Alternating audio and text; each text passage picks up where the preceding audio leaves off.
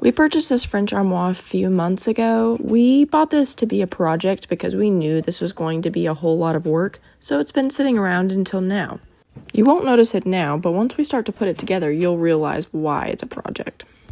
Almost every armoire that is this style does come apart, so it comes apart the walls, base, frame, top, makes it easy for transportation, but that also means it can be a pain to stick together.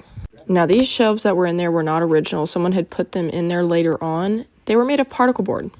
I threw those away immediately after I found that out. Now here's where the problem lies.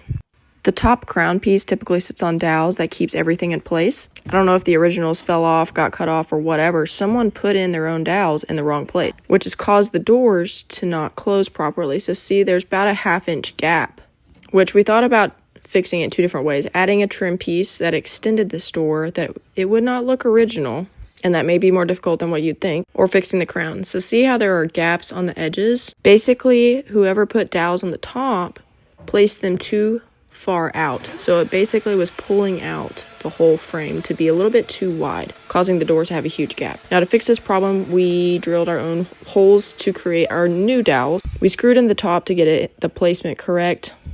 We're using the domino machine to then domino a portion to then create dowels. Once we had that taken care of, I added in some new shelves. These are solid oak, and the time period of this piece would have had natural face shelves, meaning that they're not completely flat, which is what I chose to do here. There's a lot of irregularity to the wood, which is really cool. It's solid oak, and it will age over time to a more yellow to match the back. Now to put it all together and see if it really flows and finally can close. So we shall see. To be honest, I didn't have a whole lot of hope that this would actually work, just because it's never that easy. But to much my surprise, it turned out beautifully.